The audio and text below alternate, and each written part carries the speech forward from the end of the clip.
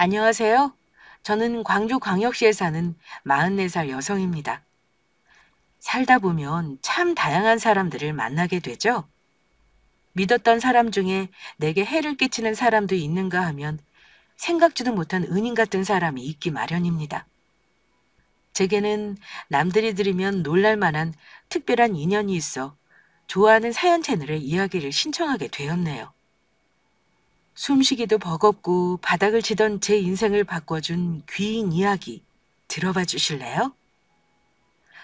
저는 어릴 적 전라남도 영광에서 자랐고 친정아버지가 살아계실 때까지만 해도 나름 집안이 부유한 편이었어요. 하지만 제가 성년이 되기 전 아버지가 지병으로 돌아가시게 됐고 그때부터 집안이 급격하게 기울었더랬죠. 어머니도 몸이 편찮으셨기에 집안을 책임질 사람이 저밖에 없었고 대학은 꿈도 꾸지 못한 채 고등학교 졸업 후 바로 취업을 했어요. 제 첫 직장은 광주에 있는 작은 인쇄소였고 사장님의 소개로 지금의 남편을 만났습니다. 남편은 20대 초반인 저보다 12살이나 많았고 아빠같이 저를 잘 챙겨주고 적극적이었어요. 그렇게 교제를 한 지 몇 개월이 안 지났을 때부터 남편은 결혼을 빨리 하고 싶어 하더라고요. 30대 중반의 노총각이었던 남편이었기에 집안에서도 성하고 자신도 마음이 조급했나 보더라고요.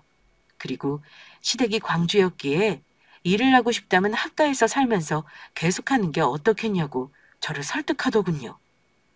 남편과 서로 결혼을 약속하고 첫인사를 갔는데 시댁은 해장국집을 운영하고 있었어요. 단층짜리 작은 건물에 식당을 하고 있었고 시댁집은 거기서 30m도 채 안 걸리는 2층 주택이었어요.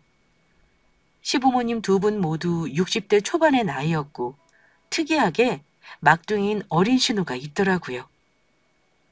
효정양, 들어보니 영광 사람이라면서요? 나는 그 옆에 담양이 고향이에요. 아들한테 듣던 대로 참하게 생겼네요. 감사합니다, 어머님. 지금 직장이 광주라고 들었는데 월급도 조금 준다지요? 사실 나는 며느리가 들어오면 일보다는 가정생활에 충실했으면 하지만 요즘 젊은 사람들이 어디 그러려고 하겠어요. 학가에서 출퇴근하는 걸로 해요. 네, 저는 친정엄마가 혼자 계시고 몸이 안 좋으셔서 제가 일을 해서 생활비를 붙여드려야 하거든요. 그래서 결혼하고도 계속 일을 했으면 좋겠어요. 들어보니 아버님 돌아가시고 엄마랑 둘만 산다지요? 우리 집안은 시집 올 때 뭘 많이 해오라는 식의 얘기는 안 할 예정이에요. 양가서로 할 것만 하고 간소하게 시작하는 게 어떨까 하네요. 결혼식 올리고 합가해서 살 건데 무슨 비용이 많이 들어? 그냥 수저 하나만 들고 와서 떡두꺼비 같은 손자 낳아주면 우리는 그걸로 되네. 남편이 미리 시부모님들과 결혼에 대한 의논을 끝냈다고 하더니 시부모님은 어리고 참한 며느리가 시집 오는데 아무것도 안 들고 와도 된다는 식이셨어요. 저도 남편과 시부모님이 없는 형편을 이해하고 감싸주려고 했기에 결혼 결단을 내릴 수 있었고요. 결혼식을 올리고 시댁의 합가를 시작하면서 인쇄소 일도 하고 시어머니에게 집안일도 배우면서 바쁜 나날들을 보냈어요. 그런데 결혼하고 3개월 정도가 지났을까? 알고 보니 신혼여행에서 제가 아이를 가지게 된 거였죠. 생각지도 못한 이른 임신에 당황했지만 시댁과 친정에서 너무나 기뻐해 주셨고 시부모님은 첫 손주였기에 혹시나 하는 염려에 다니던 인쇄소를 그만두고 전념하라 하시더라고요. 저는 친정엄마에게 보내는 생활비가 걱정돼서 머뭇거렸는데 시댁에서 운영하는 해장국집 일을 도우면 월급을 주시겠다고 했어요. 그렇게 저는 3년 넘게 다니던 첫 직장을 그만두고 시댁 가게 일을 본격적으로 하게 됐어요. 제가 직장 일을 그만두고 집안 살림과 가게 일을 하게 되자 시부모님과 24시간을 같이 보내게 되면서 고생길이 훤히 열리게 되더라고요. 밖에서 일을 하다 집에 와서 몇 시간만 가사노동을 하는 것과 24시간 집에 상주하면서 집안일과 가게일을 모두 하는 일은 천지 차이더라고요. 특히 저희 시어머니는 저를 곁에 두고 고용인을 부리듯 저에게 일을 시키셨어요. 새아가, 내가 50대에 팔자에도 없는 누뚱이를 낳았더니 온몸이 쑤셔서 일을 못해. 너가 앞으로 내 대신 집안일 가게일 좀 맡아서 해주렴. 네? 저 지금 산부인과에서 임신 초기라 조심해야 한다고 했는데요. 안정을 취해야 한다고요. 조심해서 뭐든 하면 되잖니. 집안이나 가게에서 위험한 일이 뭐가 있어.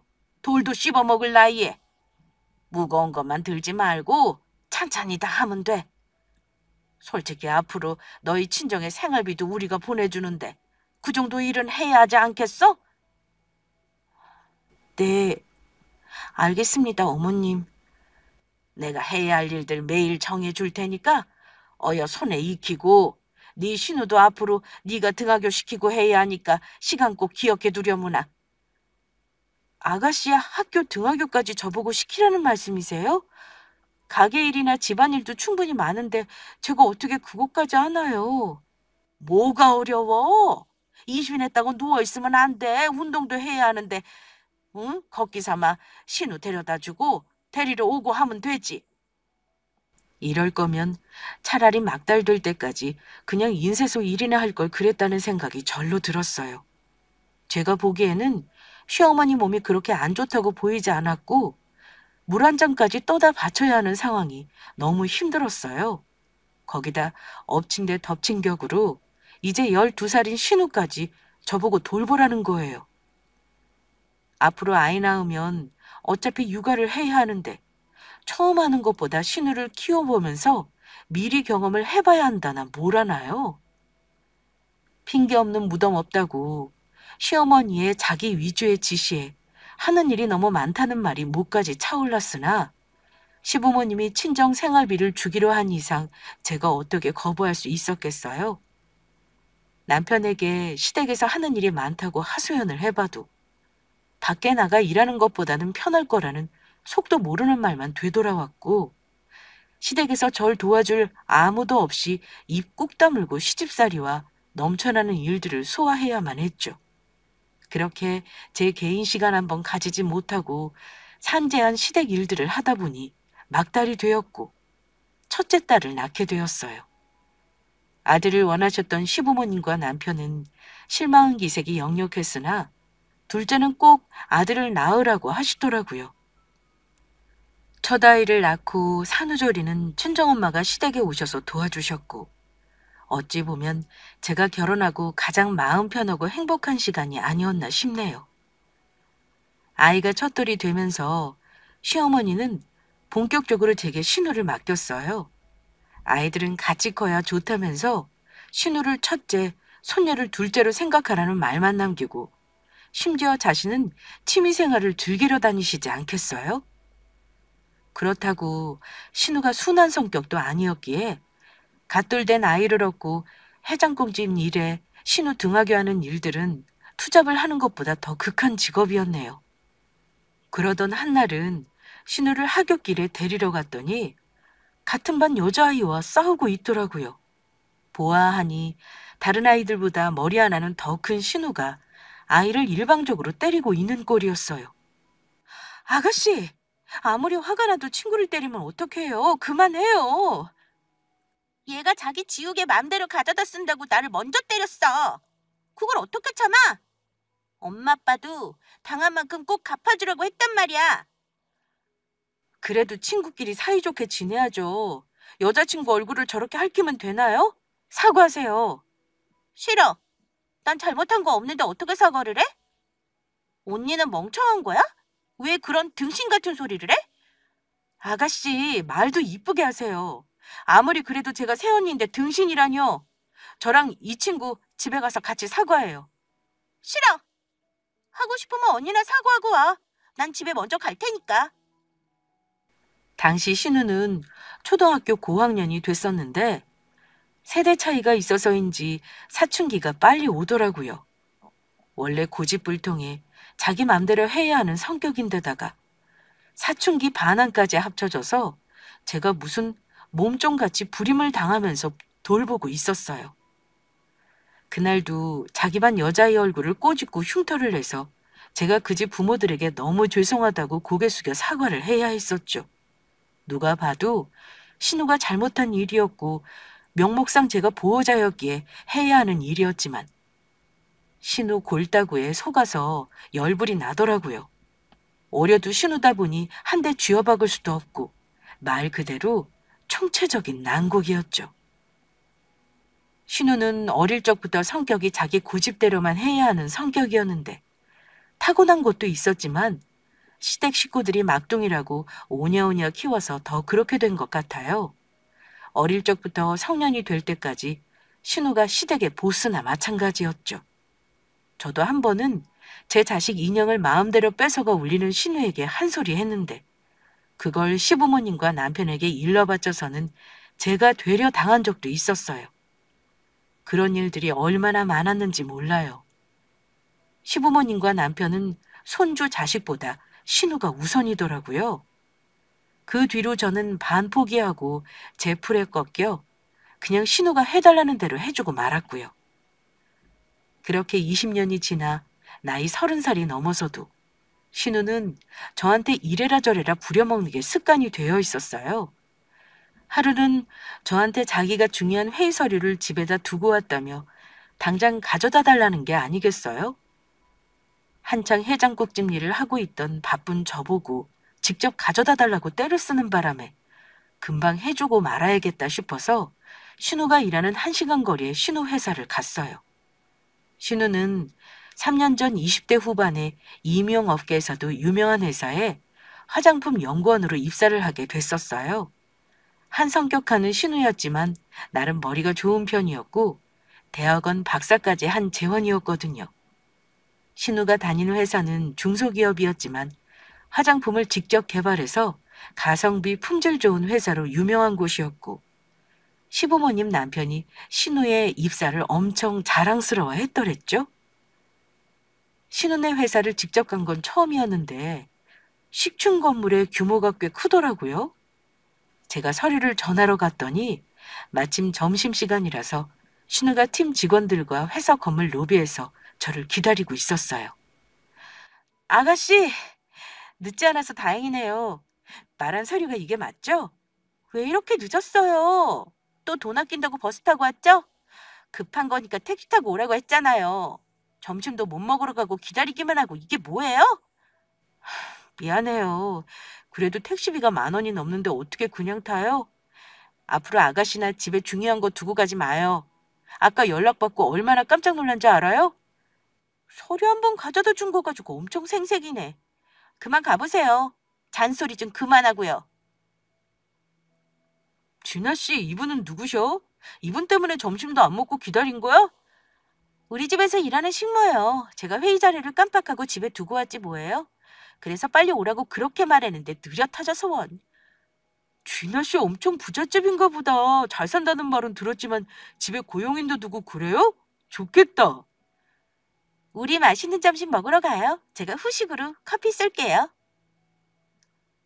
급한 일이라고 해서 제가 버스를 타고 내려 뛰어왔기에 숨을 헐떡이며 인사를 하고 서류를 주는데 신우 주변에 서 있던 직원들이 저를 보고 누구냐고 궁금해했어요.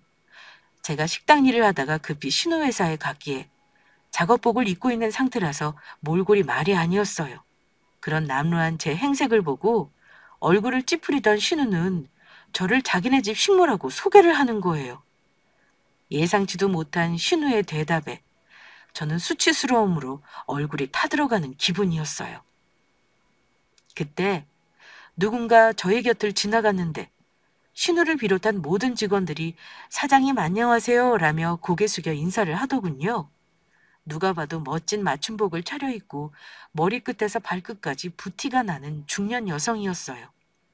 저도 모르게 직원들과 인사를 한다고 고개를 숙이자 사장님이라는 분이 갑자기 흠칫하더니 저희 쪽으로 다가오는 게 아니겠어요? 그러고는 사장이라는 사람이 저를 빤히 바라보며 혹시 안효정? 효정아, 나 못 알아보겠니? 라고 하더라고요. 그 말을 듣고 놀라서 사장의 얼굴을 찬찬히 뜯어보는데 예전에 제가 익히 알고 있던 누군가의 얼굴이 겹쳐 보이더군요. 바로 제 중학교 짝꿍이었어요. 김미연이라는 세 글자를 어떻게 잊을 수 있을까요? 제 동창이 신우회사 사장이었다니 너무 놀라서 제가 입을 떡 벌리고 바라보자 친구는 너무 반가워하며 저를 얼싸 안았어요. 그러다가 제게 자기 회사를 어떻게 알고 찾아왔냐고 묻더군요. 그렇게 찾으려고 해도 찾을 수가 없더니 이렇게 만나게 된다며 세상 천진한 얼굴로 반가워했고요. 그 순간 주변 직원들 중에 한 명이 신우를 가리키며 지방 가정부라고 하던데라고 하자 친구는 조금 놀라는 얼굴로 그렇구나 하면서 저에게 시간이 있으면 당장 자기 사무실로 가서 얘기 좀 하자고 했어요. 저는 하얗게 질려가는 신우 얼굴을 뒤로하고 동창 친구를 따라 회사 사장실로 갔고요. 내가 널 다시 만나다니 너무 기뻐서 목이 다 메인다. 얼마만이지 우리? 거의 25년 정도 됐나? 어떻게 시간과 장소가 딱 맞아서 우연히 만날 수가 있지? 근데 난 처음에 너 못 알아봤잖아. 네가 이 회사 사장이야? 맞아. 내가 만든 회사고 이제 10년 정도 됐어. 시간이 많이 흘렀지만 너는 예전 그대로다. 얼굴에 예쁜 보조개도 여전하고 중학교 때 얼굴이 보여. 나도 늙었지 뭐. 애도 둘이나 낳고 다들 대학생 돼서 서울에 있어. 그만큼 나는 세월을 정통으로 맞아버렸지. 무슨 소리야? 아직 이렇게 귀엽기만 한데. 그나저나 우리 회사인 걸 알고 찾아온 건 아닌 거지? 응. 우연히 볼 일이 있어서 지나가는 길이었는데 내가 마침 딱 있었네. 우리가 인연이기는 한가 봐. 이렇게 몇십 년 만에 다시 조우하고. 당연히 우린 운명이지. 내가 너랑 너희 부모님 아니었으면 10대 시절 막막할 때 어떻게 살았겠어. 꼭 다시 만나야 했지. 김미연이라는 친구는 중학교 시절 짝꿍으로 조용하고 아무하고도 안 어울리는 성격이라 친해지기 어려웠어요. 그러다가 우연한 기회로 친구들과 저희 집에 놀러 온 걸 계기로 가까워졌고 둘도 없는 절친이 되었더랬죠. 늘 그 친구를 보면 얼굴에 그늘이 가득하다고 생각했었는데 알고 보니 친구네 가정사가 파란만장하더군요. 아버지가 전과자의 교도소에 계시고 어머니는 일찍 돌아가시고 오빠는 신내림이 와서 집을 나간 상황으로 15살 여자아이가 남의 집 단칸방에 혼자 살더라고요. 아직도 그 집을 처음 가보고 받은 충격은 잊혀지지 않아요. 부모님 보호 아래 산다는 게 이렇게 다르구나를 알게 되는 계기가 됐고 저희 부모님이 그 친구 사정을 들으시고 식사나 용돈도 챙겨주시고 많이 도와주셨어요. 그렇게 고등학교까지 같이 다니며 이어진 우정은 고등학교 2학년이 되고 친구가 행방불명이 되면서 연이 끊어졌었죠. 그 친구 생각만 하면 밥도 못 먹고 어디서 무슨 안 좋은 일이 있나 싶어 걱정되었고 마음이 아파 한동안 눈물만 흘리던 때도 있었죠. 그런데 그런 친구가 유명한 회사의 대표로 25년 만에 나타났으니 놀랄 수밖에요. 네가 고등학교 2학년 때 갑자기 하루아침에 사라져서 얼마나 걱정했는지 알아? 그때 어떻게 됐던 거야? 친척분이 당시에 나한테 친남동생이 있고 외갓댁에 있다고 하더라고.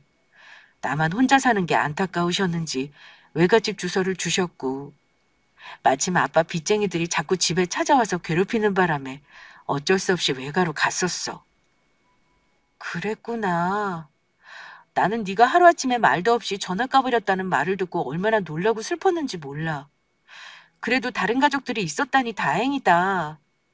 음, 나이 차이 나는 남동생이었지만 피부치가 있다는 게 얼마나 힘이 됐는지 몰라. 대학도 나오고 미용 쪽 일을 하다가 제품 개발도 하고 회사도 만들어서 여기까지 올 수 있었지. 넌 참 대단하구나. 어릴 적도 강다니는 녀석이었는데 지금도 여전하네. 그건 그렇고 이진아 연구원하고 어떻게 하는 거야? 아까 들은 것처럼 가정부 일을 하고 있는 거야? 그냥 좀 어쩌다 보니 아는 사이야. 사람 인연이라는 게 참 이럴 때 신기해. 사실 이진아 씨가 곧 내 올케가 될 예정이거든. 뭐? 네 올케가 된다고? 그게 무슨 말이야? 친구는 제게 그간의 사연을 털어놓으며 제게 이진아 연구원과 연이 있냐며 가정부 일을 하고 있는지 묻더군요. 저는 그건 아니고 작은 식당에서 일하고 있다고 말했어요. 그랬더니 친구가 하는 말이 제 신우와 자기 남동생이 결혼을 전제로 만나고 있고 곧 결혼 발표를 할 거라는 거예요. 신우가 남자친구가 있다고 들었지만 그게 자기 회사 사장 동생이라는 말은 안 했었거든요. 그럼 저와 친구가 사돈이 될 수도 있는 거였어요. 신우가 사람들 앞에서 식모라고 얘기를 한 게 있어서 바로 새언니 신우 관계라는 말은 차마 못하고 말을 얼버무릴 수밖에 없었네요. 그날은 일단 해우에 젖어서 서로 예전 얘기만 주구장창하고 집에 돌아왔고요. 집에 퇴근하고 돌아온 신우는 갑자기 저만 따로 집 밖으로 불러내더라고요. 그러면서 자기 회사 사장과 무슨 사이냐면서 오늘 만나서 무슨 말까지 했는지 코치코치 캐묻는 게 아니겠어요? 언니가 우리 사장님이랑 어떻게 하는 사이예요? 우리 사장님은 서울 유명대학 나오시고 많이 배운 분인데 고졸인 언니랑 접점이 있다는 게 말이 안 되잖아요. 중고등학교 동창이에요. 많이 배운 건 아니건 모두를 연이 닿으면 알 수 있는 거죠. 그걸 왜 학벌로 판단을 해요? 암튼 사장님한테 쓸데없는 소리는 안 했죠? 우리가 서로 가족관계이니 뭐니 이런 말 했어요, 안 했어요? 말 안 했고 그냥 어쩌다 아는 사이라고 했어요. 근데 왜 우리가 가족인 걸 말하면 안 돼요? 그 집이랑 곧 결혼도 한다면서요. 언젠가 다 알게 될 사이인데요. 사장님이 결혼 얘기까지 하셨어요? 참나. 사장님 동생분이랑 사귄 지 2년 됐어요. 곧 양가 결혼 의논할 것 같고요. 언제가 밝혀지더라도 결혼 전에는 말하지 말아요. 쪽팔리니까.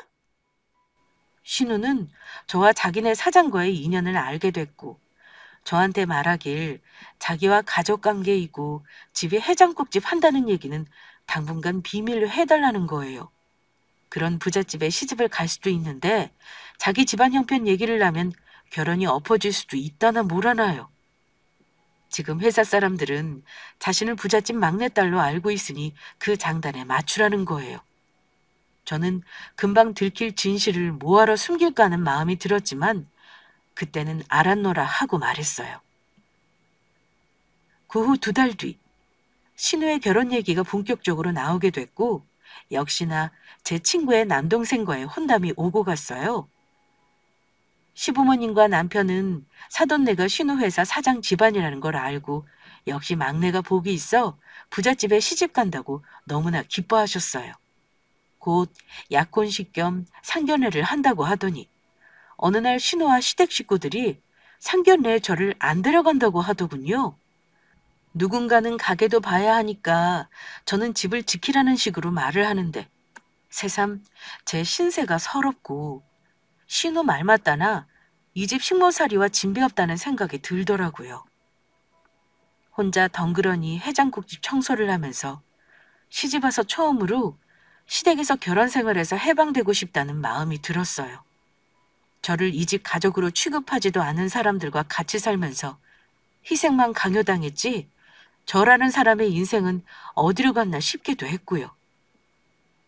그러다 사건이 하나 터졌던 게 제 동창 친구가 회사 10주년 송년회 밤을 하는데 저보고 그 자리에 꼭 와달라고 하더라고요.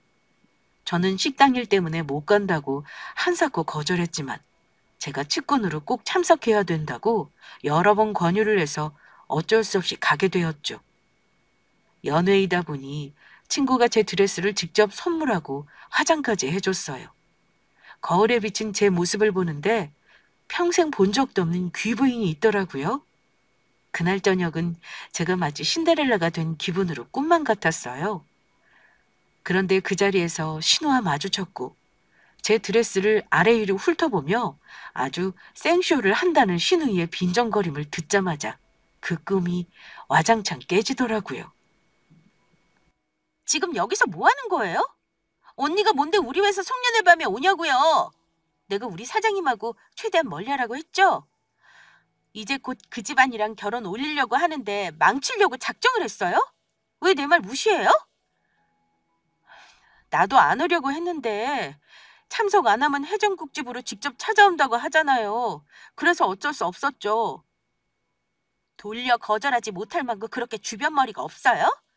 어울리지도 않는 드레스에 화장까지 하고 이런 데 오니까 자기가 뭐라도 된 것 같냐고요. 당장 안 가요? 집에 가라고요.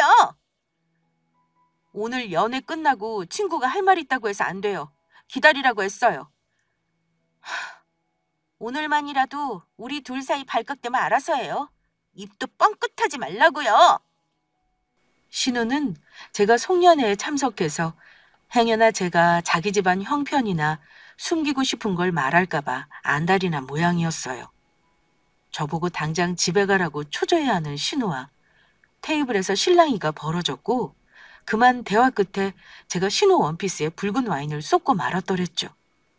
하필 신우 드레스가 아이보리 계열의 밝은 색이었는데 와인을 엎었으니 옷이 엉망진창 되어버렸고 말았고요. 신우는 사람들 눈이 있어서 소리는 못 지르고 제 손목을 잡아 끌고 연회장 밖으로 나갔어요. 신우는 로비 안쪽에 놓여진 소파로 가더니 분이 안 풀리는지 큰 소리로 쌍욕을 하며 제게 들고 온 겉옷을 집어던지고 자기 성질을 있는 대로 다 부렸어요. 미쳤어요? 사람이 바보 같은 것도 정도가 있지. 남의 드레스에 와인을 뿌려대요? 이 드레스 얼마짜리인지 알아요? 언니 월급 2배는 되는 비싼 거예요. 물어내요. 제가 일단 급하게 처치해볼게요. 앉아봐요. 진짜 재수가 없으려니까 별 거지 같은 일이 다 일어나네. 이게 다 언니 때문이에요. 애초에 언니 같은 사람이 우리 회사 송년회에 오면 안 되죠. 그리고 나한테 일부러 이런 지랄을 떠는 거예요? 엿먹으라 이런 거냐고요? 아가씨, 누가 일부러 이런 짓을 해요? 제가 실수로 와인잔을 쳤다니까요. 생사람 잡지 마요. 어떻게 20년을 늘 그렇게 넘어지고 부수고 덜렁댈 수 있어요? 언니 보면 항상 의문이에요. 어디 가서 액막이라도 해요. 그만 화내고 흥분하지 마요. 그래야 내가 얼룩 처치를 하죠. 이거 안 좋아지만 언니가 돈 다 토해내요. 알았죠? 이게 몇 개월 할부짜리인데 이런 짓을 저질러요. 미쳐버리겠네. 저도 드레스를 입고 있어서 평소보다 자유롭지 못했는데 신우 드레스에 난 와인 자국을 그나마 어떻게 해보려면 무릎을 꿇을 수밖에 없더라고요. 그런데 제 옆쪽에서 어떤 인기척이 들리더라고요. 누군가 하고 고개를 들어보니 창백하게 질린 얼굴의 제 친구였어요. 표정을 보아하니 저와 신우가 하는 대화를 다 들은 모양이었어요. 효정아, 너 지금 무릎 꿇고 뭐 하는 거야? 사장님, 어떻게 여길... 이건 저희 집 가정부가 저한테 와인을 쏟아서 닦아주고 있는 거예요. 아무것도 아니에요. 맞아. 이건 그냥 내가 아가씨한테 실수로 와인을 엎어서 자국 지우려고 돕고 있는 거야. 그럼 진아 씨가 왜 너한테 욕을 하고 소리를 질러? 그리고 세언이라고 하는 말은 뭐고 해장국집 얘기는 뭐야? 사장님, 제가 설명드릴게요. 이게 어떻게 된 일이냐면요. 아니요. 진아 씨한테 물은 거 아니니 조용히 하고 있어요. 나는 내 친구가 하는 말만 들을 거예요. 미안아, 오늘은 그만 넘어가자. 나중에 너도 송년회 참석하고 직원들 챙겨야 하니까 다음에 얘기하고. 너 진짜 괜찮은 거야? 그 이유가 뭐든 네가 왜 이런 취급을 당해야 하는지 나는 이해가 안 돼. 그것도 나중에. 너 바쁜 것 같으니까 이만 연회장에 같이 들어가자. 사장님, 제가 설명할게요. 저 억울해요. 제 얘기도 들어보셔야죠. 일단 제가 진아 씨에게는 따로 말을 물을 겁니다. 지금은 먼저 효정이한테 사과부터 해요. 어서요. 죄송합니다. 아까는 제가 너무 화가 나서 그랬나 봐요. 이해해 주세요. 친구는 제게 성질을 부리는 신우를 보고 너무 놀랐나 보더라고요. 아무리 실수를 했어도 어떻게 사람한테 외투를 집어던지고 쌍욕을 할 수 있냐면서요. 신우는 놀라서 자기 고용인이 실수를 하는 바람에 화가 나서 자신도 모르게 그랬다면서 횡설수설 변명을 했고, 친구는 아무리 자기가 고용한 사람이라도 함부로 대하면 안 된다며 자신도 신우를 고용했지만 그렇게 하지 않는다고 하며 크게 나무라더군요. 그리고 제게 사과도 시켜줬고요. 저는 20년 만에 처음으로 신우에게 사과를 받아봤네요. 잠깐의 소동이 지나고 모두들 연회장으로 복귀를 했고 저는 혼자 조용히 집으로 돌아왔어요. 신우가 지옥의 화신처럼 제게 화를 내고 있는 와중에 남의 회사 잔치에 뭐하러 계속 있겠어요? 저는 그냥 친구에게 문자로 집에 일이 있어 먼저 간다는 말만 남기고 왔더랬죠. 시댁에 왔더니 시어머니가 제 모습을 보고 기함을 하더라고요. 어디서 이런 옷이랑 화장을 했냐며 당장 벗고 해장국 가게 나가서 내일 장사 재료나 준비하라고 뭐라 한 소리를 하더군요. 그렇게 화장도 다 지우고 초라한 작업복을 갈아입고서 혼자 식당 마당에 있는 가마솥에 우거지를 삶고 있었죠. 가마솥 불 앞에서 쪼그리고 앉아 일을 하고 있는데 제 뒤에 누군가가 있는 것 같은 느낌이 들었어요. 그래서 뒤돌아봤더니 제 친구가 망연자실한 표정으로 서 있었어요. 제가 깜짝 놀라서 어떻게 우리 식당을 찾아왔냐고 물었더니 친구가 제가 연회장을 빠져나가는 걸 보고 따라왔다고 하더군요. 네가 그렇게 울 것 같은 표정을 짓고 있는데 내가 어떻게 가만히 있겠어? 그래도 회사 행사인데 대표인 네가 빠지면 어떻게 해? 어차피 사장은 돈만 결제해주고 빠지는 게 직원들한테 제일 좋아. 다들 나 없다고 편히 즐기고 있을 거야. 내가 다 미안하잖아. 10주년 행사라서 호텔까지 빌려서 고급으로 한 것 같던데. 할 때는 해야 하니까. 그래도 그것보다 네가 더 중요해. 진아 씨랑 너랑 무슨 관계야? 가족 같던데 맞아? 음, 내 막내 신우야. 시집 왔더니 초등학교 다니더라고. 그래서 자식들이랑 내가 같이 키웠어. 어쩌면 애증의 관계일 수도 있고. 새언니한테 신우가 그렇게 막대한다고? 욕도 하고 물건도 집어던지던데. 준하 씨 엄청 참하고 차분하게 봤었는데 완전 다른 사람이더라.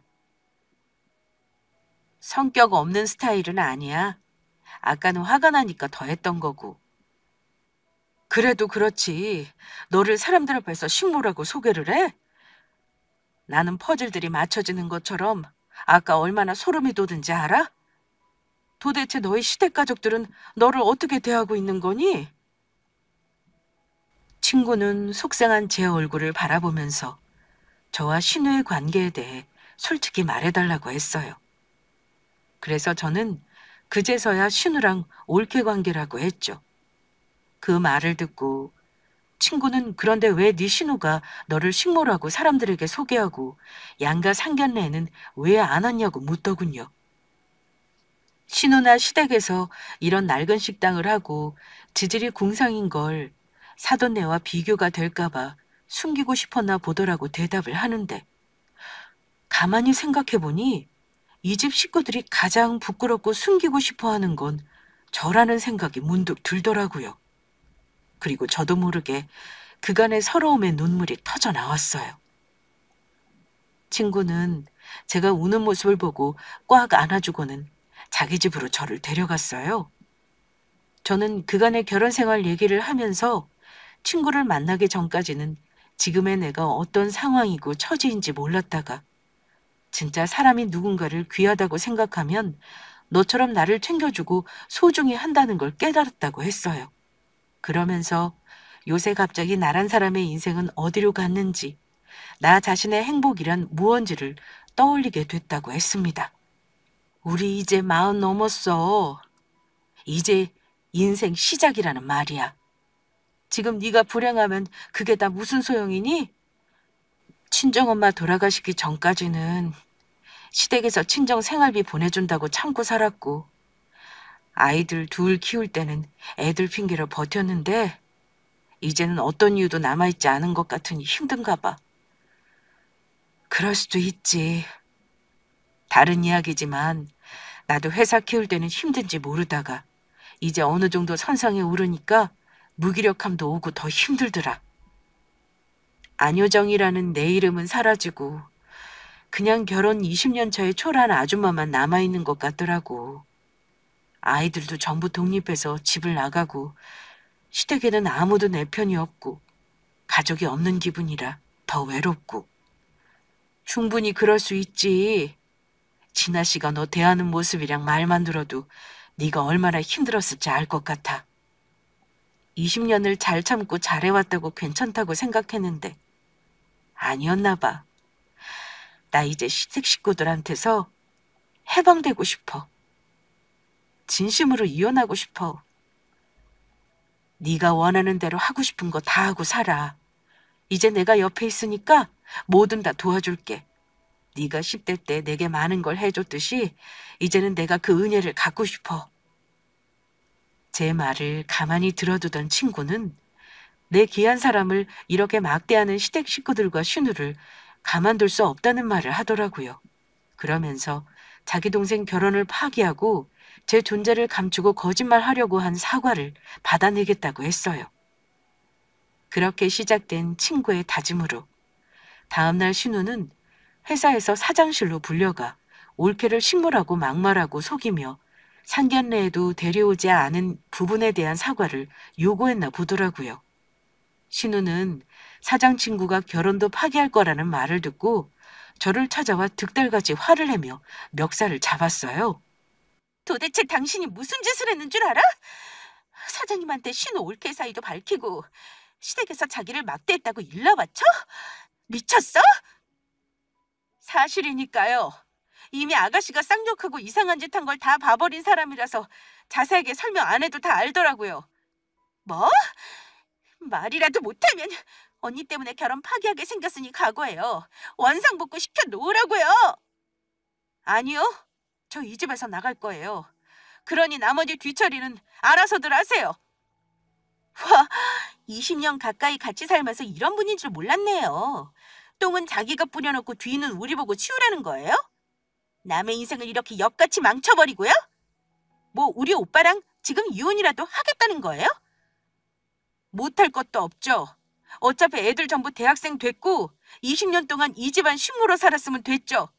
남은 인생도 조지고 싶지는 않네요. 신우는 분노에 눈이 돌아서 제 탓을 하며 결혼 엎어지게 됐으니 책임을 지라고 하더라고요. 저는 신우에게 그렇게는 못하겠다고 했어요. 저는 여태 이 집에서 식모 취급받고 20년 살았으면 충분하니 모두에게 사과도 받고 집을 나갈 거라고 했고요. 그랬더니 신우가 기가 차하면서 저보고 식모 보고 식모라고 하는 걸 왜 사과해야 하냐는 거예요. 저는 그 말에 그간 참아온 화를 냈고 그걸 본 제 남편이 또 신우 편을 들고 저를 나무랐어요. 당신 내 동생한테 왜 화를 내? 어디서 신우한테 막말을 하냐고? 제정신이야? 사람들 앞에서 나를 식모라고 소개하는 것도 모자라 진짜 이 집 식모라고 하는데 화 안 나게 생겼어? 당신도 그러는 거 아니야. 아무리 어린 동생이라지만 잘못하면 꾸짖기도 하고 해야지. 무조건 감싸 안으려 드니까 저러고 사는 거 아니야. 뭐? 말하는 꼬라지하고는 못 배운 티내냐? 식모라는 말이 뭐가 어때서? 당신 여태 한 일 식모랑 다를 거 있어? 얘가 아주 틀린 말 한 것도 아닌데 왜 새삼 신경질이야? 오빠, 내가 언니 보통 성격 아니라고 했지? 암튼 언니는 못 배우고 열등감 있는 것들이 얼마나 흉한지 잘 보여주는 얘라니까? 아주 남매들끼리 쌍으로 이 밤에 난리네. 내가 왜 여태 참고 살았는지 진짜 상등신이다. 헛소리 말고 내 동생한테 화낸 거 사과해. 빨리! 사과 안 해. 아니 못해. 내가 받아야 할 사과를 네 싸가지 없는 동생한테 왜 하니? 미쳤네. 아니 뭘 잘못 먹고 이러는 거야? 귀신 들렸어? 평생 가만히 있던 옆에 내가 왜 이렇게 승질을 부리고 막말을 해? 나도 한계치가 왔나 보지. 지렁이도 밟으면 꿈틀하는 모양이고 저리 싫으면 중이 떠나야지 어쩌겠어. 꼴 안 보는 게 내 신상에 좋겠어. 안 그래도 신우가 저보고 깔보고 막말하는 것에 화가 나던 차에 남편까지 저를 욕보이자 도저히 참을 수가 없었어요. 어차피 제 자식들은 모두 독립했고 저 혼자 적진에 남은 거나 마찬가지였는데 뭔들 못할까요? 20년간 참아왔던 울분이 터지는 것 같아서 그 길로 짐을 싸서 집을 나왔어요. 그러고 혼자 동네 버스 정류장에 우두커니 앉아있는데 차도 끊기고 갈 곳이 없더라고요. 그래서 친구에게 연락을 했더랬죠. 그렇게 한동안 친구 집에 신세를 지게 됐고 친구는 저에게 너무 슬퍼하지도 말고 자신과 힘을 합쳐서 하나둘씩 해결해 나가자고 용기를 줬어요. 다음 날 저는 친구와 함께 회사에 출근을 했고 제가 사장실에 앉아 있으니까 신우가 들어오더라고요. 친구가 저와 신우를 번갈아 보더니 신우에게 파혼과 동시에 권고사직이라는 패를 꺼내들더군요. 저도 친구가 그렇게까지 할 줄 몰랐기에 너무 놀라서 파들파들 떨고 있는 신우를 쳐다만 봤어요. 진화 씨, 오늘 사장실로 부른 건 공적으로 사적으로 서로 정리할 게 있어서 불렀어요. 사장님, 어떤 걸 정리하자는 말씀이세요? 내 남동생은 저한테 자식 같은 동생이에요. 그래서 누구보다 선하고 참한 아가씨 만나서 행복하길 바라고요. 그런데 진아 씨는 제가 생각했던 그런 사람이 아닌 것 같아서요. 오늘부로 파혼하죠. 서로 주고받았던 예물들도 다시 돌려주고 오늘 내 동생이 아마 만나자고 할 거예요. 사장님, 저한테 상황 설명을 충분히 들으셨으면서 이렇게 파혼하자는 얘기를 하세요? 저랑 준호 씨 서로 사랑해요. 어떻게 그런 저희한테 헤어지라고 하세요? 이게 다가 아닙니다. 다음 주부로 진화 씨가 회사도 그만뒀으면 좋겠어요. 네? 회사를 그만두라니 무슨 말씀이세요? 제가 회사에서 잘못한 것도 아닌데 어떻게 그런 말씀을 하시는지. 저는 안팎으로 인성이 나쁜 사람들과 가까이 하지 않아요. 진아 씨는 제가 피하고 싶은 모든 걸 가진 것 같더군요. 그러니 사적으로 공적으로 서로 얼굴 볼 필요가 있을까요? 우리 인연 여기서 모두 정리하죠. 당연히 신우는 파혼도 퇴사도 어느 것 하나 할 수 없다고 버텼어요. 자신이 왜 그렇게 해야 하는지 모르겠다면서요. 친구는 자신의 남동생과는 이미 파혼 얘기가 끝났다며 가족을 함부로 대하는 사람과 일평생 살 수 없다고 했다는 거예요. 신우가 억울함에 눈물을 뚝뚝 흘리며 사장님은 왜 자기에게만 이렇게 단호하시냐며 회사까지 그만두라고 하면 자신은 어떻게 해야 하냐며 오열하더군요. 그랬더니 친구가 권고사직을 처리하고 싶으면 저에게 무릎 꿇고 부탁하라고 하지 않겠어요? 친구의 한마디에 사장실 분위기가 얼어붙었고 신우는 치를 떨었어요. 신우는 저에 대한 증오와 악으로 가득한 얼굴을 하며 사장의 권력 앞에서 어쩔 수 없이 무릎을 꿇고 사과를 하더라고요. 진심으로 우러난 사과는 비록 아니었지만 그 대단한 신우 존심에 그렇게라도 한 게 어디겠어요? 저는 사과를 받아들이겠노라 하고 사장실에서 나왔어요. 그렇게 회사를 벗어나려고 하던 때 급히 뒤쫓아온 신우가 저를 붙잡고 마지막까지 악에 찬 말들을 쏟아냈어요. 우리 사장님 등에 업고 나를 무릎 꿇게 하니까 그렇게 좋아요? 아주 든든한 백이네. 뭐 하늘에서 그간 고생했다고 든든한 동아줄을 내려주셨나 봐. 든든한 백으로 보였다니 기분 나쁘지 않네. 오히려 좋아. 어떻게 그런 영악한 성격인 거 지난 20년 동안 참았어요? 나는 참고 버티며 살길래 상 등신인 줄 알았죠. 그런데 전혀 아니었네.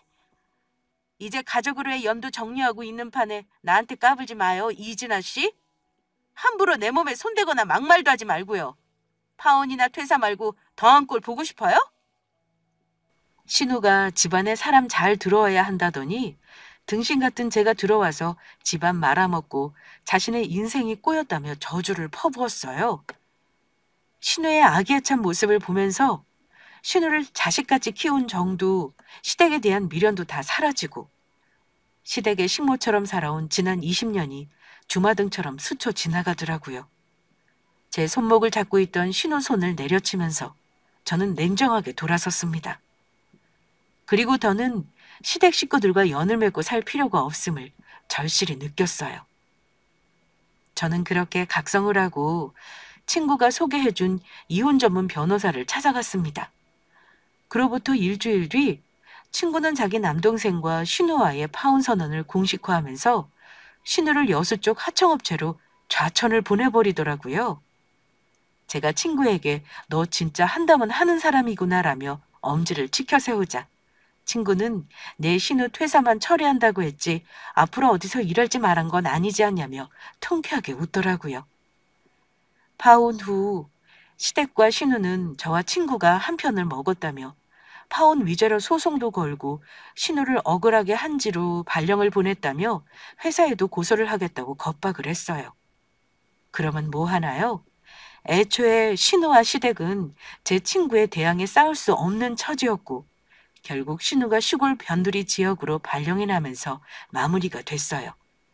그 후로 남편과 시댁 식구들이 저를 찾아와 이혼 위자료와 재산 분할이 웬 말이냐며 난리를 쳤지만 저는 눈 하나 끔쩍하지 않았고 1년이라는 기나긴 이혼 소송 끝에 위자료 1,000만 원, 결혼 생활하면서 재산 기여도를 인정받아 5천만 원의 재산 분할을 받고 승소했어요. 그리고 친구네 집에 함께 살면서 친구에게 회사 내 마케팅 홍보부서에 자리가 났는데 일을 해보라는 권유를 받았고 20대 때부터 하고 싶었던 적성을 살려 새로운 일도 시작했어요. 그 배후에는 모두 제 친구가 있었고 저는 친구라는 귀인 덕분에 새로운 인생 제2막을 살게 됐더랬죠. 제가 직접 겪어보니 인생은 한 치 앞을 모른다는 말은 사실인 것 같아요. 그 말만큼 드라마틱하고 가슴 두근거리는 말이 없는 것 같고요. 저는 친구라는 귀인을 다시 만나 운이 좋았다라는 말로 표현할 수밖에 없는 일들을 겪었지만 그게 사람이든 일이든 어떤 형태로든 자신의 삶에 새로운 기운을 불어주는 계기만 있다면 인생은 좋은 방향으로 바뀔 수 있다는 생각이 들어요. 선하게 베풀고 살면 결국 복을 받는다는 흔한 말보다 너에게서 출발한 것은 다시 너에게로 돌아간다라는 맹자의 글귀로 끝맺고 싶네요. 제 사연을 들어주신 여러분의 삶에도 좋은 기운이 돌아오길 바랍니다. 좋은 기운이 좋은 운을 불러들이나니 모든 분들에게 감사와 사랑을 전할게요.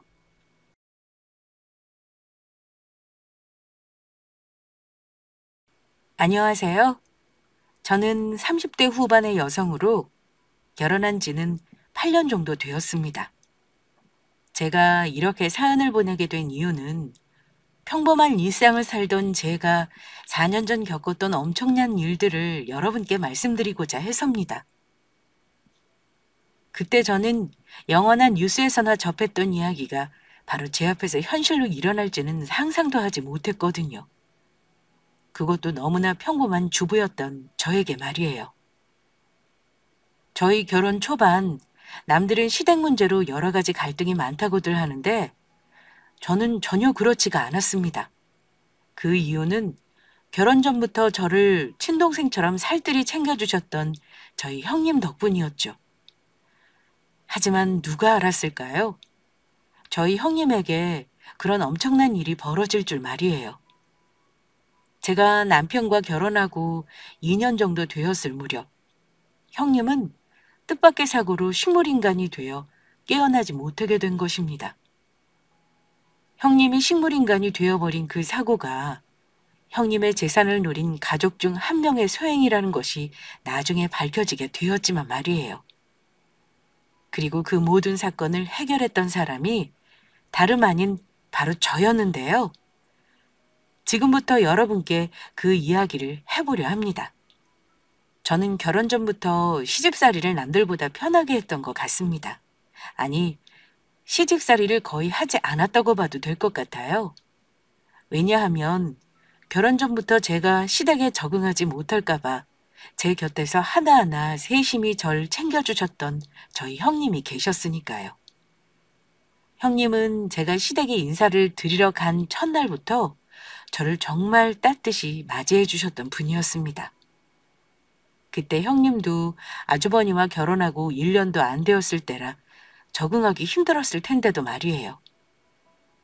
그래서 전 결혼 전에도 후에도 형님을 저희 친언니처럼 따르게 되었고, 저희 두 사람은 둘도 없는 절친이 되어 잘 붙어 다녔습니다. 그게 어느 정도였냐면, 제가 결혼 초 몸살로 아무것도 못하고 집에 누워만 있자 형님께서 직접 죽까지 만들어 저를 찾아오셨습니다. 동서, 내가 동서 먹으라고 야채죽 좀 써왔으니까 어서 일어나서 먹어봐. 형님, 괜히 저 때문에 신경 쓰이게만 하고 번거롭게 해드려서 죄송해요. 우리 사이에 그런 말이 어디 있어? 어디 우리가 남이야? 그런 쓸데없는 소리 말고 자기는 밥 잘 먹고 약 잘 먹어서 어서 빨리 일어나기나 해. 알겠지? 네, 형님. 고맙습니다. 그리고 형님의 부모님이 돌아가셨을 때 일가 친척 없던 형님 곁을 지켰던 사람은 바로 저였습니다. 형님의 부모님들은 자식이 없다 늦은 나이 형님을 낳아 키우셨거든요. 형님의 부모님은 형님을 늦게 낳은 탓인지 두 분 모두 비슷한 시기에 너무 빠르게 형님 곁을 떠나게 된 것이었습니다. 형님, 기운 내세요. 두 분 분명히 좋은 곳으로 가셨을 거예요. 정말 그럴까? 내가 너무 못해드린 게 많아서 마음에 걸려. 형님 충분히 두 분께 효도하셨고 두 분 모두 형님이 이렇게 슬퍼하시는 거 아시면 분명히 마음 아파하실 거예요. 누가 뭐래도 두 분이 바라시는 건 형님이 행복하게 사시는 것일 테니까요. 그러니까 형님 기운 내셔야 해요. 동서 정말 고마워. 형님은 저와 시댁 식구들의 응원 덕분인지 빠르게 마음을 회복하는 듯 보였습니다. 게다가 아주버니 또한 형님을 정말 많이 사랑하셨거든요. 누가 봐도 부러워하는 인고 부부였죠. 그런데 그런 형님에게 큰 불행이 닥치고 말았습니다. 형님이 아주버니와 여행을 떠났다가 교통사고를 당해 식물인간이 되어버린 것입니다. 그때 저와 시댁 식구뿐만 아니라 아주버니가 받은 충격은 이루 말할 수가 없었죠. 인적 드문 CCTV도 없는 곳에서 아주버니는 달려오는 음주운전으로 보이는 차량을 피하려다가 전봇대를 들이박았는데 형님이 그곳에서 크게 다쳐 중상을 입으며 혼수 상태에 빠지셨고 식물인간이 되신 것입니다. 의사 선생님의 말씀으로는 지금의 상태에서는 언제 깨어날지 장담할 수 없으며 간혹 상태가 안 좋아지는 경우는 세상을 떠날 수도 있다고 하더라고요. 그나마 다행이라면 아주버니가 팔이 골절된 것 이외에 크게 다친 곳이 없다는 것이었어요. 정말 기적과도 같은 일이었습니다. 하지만 이미 음주운전 차량을 뺑소니로 도망을 친 후라 잡으려야 잡을 수가 없었습니다.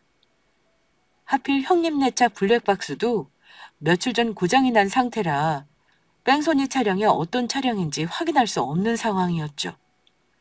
아주버니도 달려오는 차량을 피하는 데 급급해 맞은편에서 달려오는 차량의 번호표를 확인할 수 없었다고 해요. 그 사실에 아주버니는 억울해하며 많이 힘들어 하셨습니다. 여보, 정말 미안해. 전부 내 잘못이야. 내가 운전을 잘못해서 당신이 이렇게 됐어. 당신 없이 나 혼자 어떻게 살라고. 여보, 부탁이니까 제발 일어나줘. 놔두고 절대 떠나면 안 돼. 그게 왜 아주버니 탓이에요. 음주운전하고 도망친 그 망할 뺑소니 놈 잘못이지. 형님 깨어나실 거니까 아주버니 힘내셔야 해요. 둘째 말이 맞다. 이럴수록 재민이 네가 정신을 차려야 한다.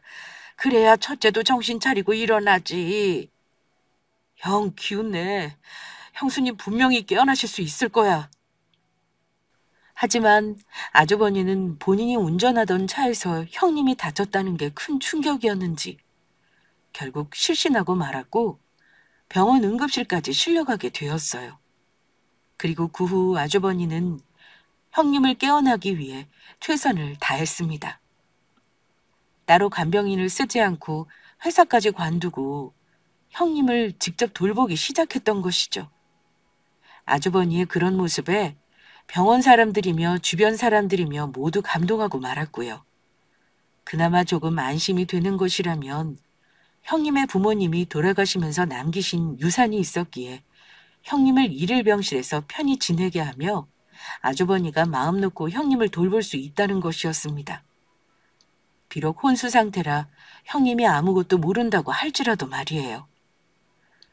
그 후 저는 형님이 입원한 병실을 찾아가 자주 형님을 만났습니다. 깨어나지 않은 형님을 향해 이런저런 이야기도 하며 어서 일어나라 땡깡도 부려보았죠. 그렇게 지내다 보니 어느새 2년이란 시간이 흘렀습니다. 그날도 저는 어김없이 형님의 병문안을 하기 위해 형님이 입원한 병실로 찾아갔었어요.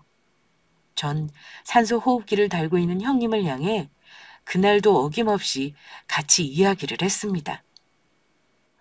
형님, 어서 일어나세요. 어서 일어나서 저랑 같이 예전처럼 맛있는 것도 먹으러 다니고 연극도 같이 보러 가고 해요. 형님, 보고 싶어요. 그런데 그날 밤 저에게 정말 이상한 일이 벌어지고 맙니다. 아니, 그건 이상하다기보다는 정말 기적과도 같은 일이었죠. 늦은 밤 잠을 자고 있는데 저에게 한 통의 전화가 걸려온 것이었습니다. 그것도 다름 아닌 식물인간이 된 형님의 전화로요.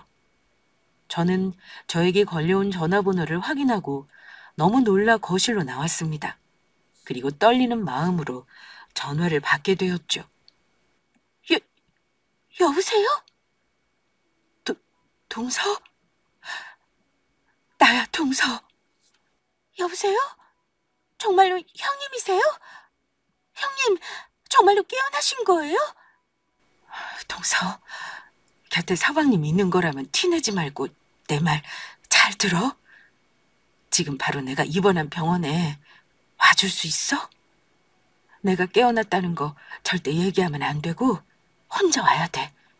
내 목숨이 걸린 일이니까. 내가 깨어났다는 거 아무한테도 말하지 말고 와. 그래서 전 정신없이 겉옷을 걸치고 형님 있는 병원으로 가기 위해 집을 나가려 했어요. 그런데 저의 부스럭거리는 소리에 남편이 깼는지 잠을 자다 말고 거실로 나와 저에게 묻더라고요. 당신 이 밤중에 어디 가려는 거야? 아, 잠깐 형님이 잘 있나 확인하러 병원에 좀 다녀오려고. 꿈에서 형님이 나오는 악몽을 꿔서 갑자기 걱정이 돼서 너무 마음이 찜찜해서 말이야. 아무리 그래도 이 밤중에 병원에 가겠다고? 지금쯤이면 형도 형수님 간병하다가 자고 있을 텐데? 어, 아무래도 지금 꼭 가서 확인해야 내가 마음이 놓일 것 같아. 밖에서 형님 잘 있나 확인만 하고 올게. 알겠어. 그러면 조심히 다녀와. 걱정되니까 병원 도착하면 바로 연락하고. 제 이야기에 저를 순순히 보내주는 남편이 이상하긴 했지만 그때는 그런 걸 생각할 겨를이 없었습니다. 식물인간으로 2년 동안 병상에 누워만 있던 형님이 깨어나 저에게 연락을 했다는 사실이 중요했으니까요. 그리고 병원에 도착한 저는 정말로 깨어있는 형님을 보자마자 껴안고 울었습니다. 그런 저를 보며 형님도 저를 안고 울었어요. 형님, 정말로 형님 맞으세요? 정말 깨어나신 거냐고요? 그래, 나 정말로 깨어났어. 형님, 그런데 왜 저한테 형님 깨어난 거 아무한테도 말하지 말고 몰래 오라고 하셨던 거예요? 형님 깨어난 소식을 들으면 가족들 모두 기뻐할 텐데요. 그리고 형님 병실에 있어야 할 아주버니는 어디 가신 거고요? 동서, 지금부터 내가 하는 말 아주 중요한 거니까 놀라지 말고 잘 들어.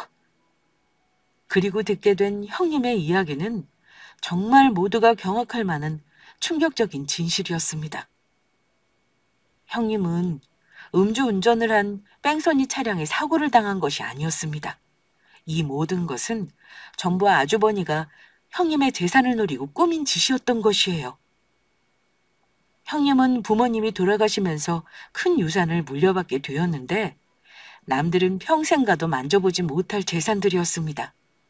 그래서 아주버니는 형님의 재산을 노리고 여행 계획을 짠 것이었고 CCTV가 없는 인적이 드물어 목격자가 될 사람들이 없는 곳에서 일부러 형님만 다치도록 교통사고를 낸 것이었죠. 형님이 교통사고로 죽게 되면 아무 연고 없는 형님의 재산은 전부 남편인 아주버니에게 가게 될 테니까요. 게다가 더욱 기가 막힌 것은 아주버니는 사고를 내기 전 모든 사실을 형님에게 이야기했다고 합니다. 형님의 재산을 노리고 교통사고를 내는 것과 증거를 없애기 위해 며칠 전 아주버니가 직접 블랙박스를 망가뜨린 일까지요. 게다가 아주버니는 사랑하는 여자가 생겼다며 형님을 죽일 계획도 그 바람 피운 상간녀와 꾸몄다고 직접 이야기까지 해줬다고 해요. 형님이 죽으면 그 상간녀와 재혼해 형님의 재산으로 행복하게 살 거라면서요. 그래서 형님은 아주버니가 운전하는 차량에서 빠져나오려 했지만 방법이 없어 결국 교통사고를 당하고 말았고요. 형님이 깨어난 지는 4개월 정도가 되었고 그동안은 몸조차 제대로 움직일 수 없는 데다 목소리가 안 나와 혼자 상황을 지켜보고 몰래 말을 하고 몸을 움직이는 연습을 했다고 합니다. 제대로 말도 못하고 움직일 수 없는 상황에서 형님이 깨어난 사실을 알면 아주버니가 무슨 짓을 벌일지 알 수 없었으니까요. 그리고 아주버니는 밤마다 사람들의 눈을 피해 상간녀를 만나러 병원 밖으로 나갔기 때문에 그 시간을 틈타 저를 불렀던 것이라고 합니다.